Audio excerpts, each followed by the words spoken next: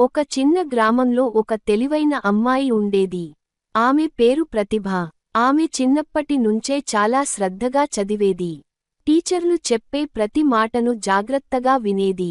అలాగే ఆటలలో కూడా చాలా చురుకుగా ఉండేది.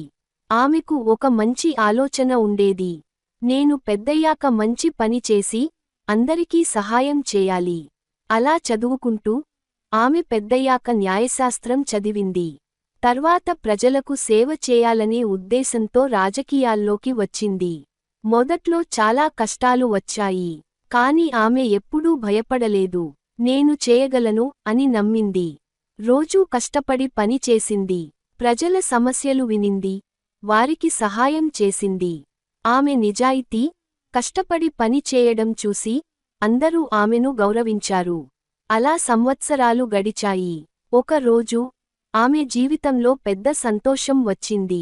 2007లో ప్రతిభా పాటిల్ గారు భారతదేశపు మొదటి మహిళా రాష్ట్రపతిగా అయ్యారు. ఒక చిన్న గ్రామం నుంచి వచ్చిన అమ్మాయి దేశంలోనే అత్యంత పెద్ద పదవిని చేరింది. మారల్ పిల్లలు, మీరు కూడా ప్రతిభ లాగా కలలు కనండి. బాగా చదవండి, కష్టపడండి. మీ మీద నమ్మకం ఉంటే మీరు కూడా పెద్ద స్థాయికి చేరవచ్చు.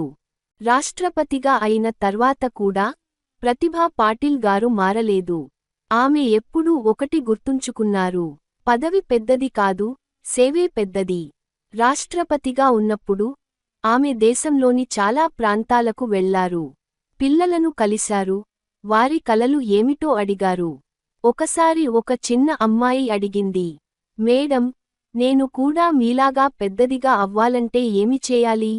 ప్రతిభా పాటిల్ గారు నవ్వుతూ చెప్పారు, ముందు బాగా చదువు, నీ మీద నమ్మకం ఉంచు, ఎవరేమన్నా వినకండి, నీ లక్ష్యాన్ని వదలకండి. ఆమె ఎప్పుడూ మహిళలకు ధైర్యం చెప్పేవారు. మీరు కూడా ఏ పని అయినా చేయగలరు అని ప్రోత్సహించారు. ఆమె జీవితంలో చాలా సింపుల్గా ఉండేవారు. పెద్ద పదవిలో ఉన్నప్పటికీ అందరితో స్నేహంగా మాట్లాడేవారు. అందుకే చాలా మంది ఆమెను ఇష్టపడ్డారు. ఆమె ఒక గొప్ప విషయానికి నేర్పించారు: మనము ఎదిగితే మనతో పాటు ఇతరులను కూడా ముందుకు తీసుకెళ్లాలి. రాష్ట్రపతి పదవి ముగిసిన తర్వాత కూడా ఆమె సమాజ సేవను ఆపలే. పిల్లలు, పెద్దవాళ్లు అవ్వడం అంటే కేవలం పెద్ద పదవి కాదు, మంచి మనసు కూడా ఉండాలి. ప్రతిభా పాటిల్ గారి జీవితం మనకు చెబుతుంది: మన కష్టం ప్లస్ మన మంచితనం సమానము నిజమైన విజయం.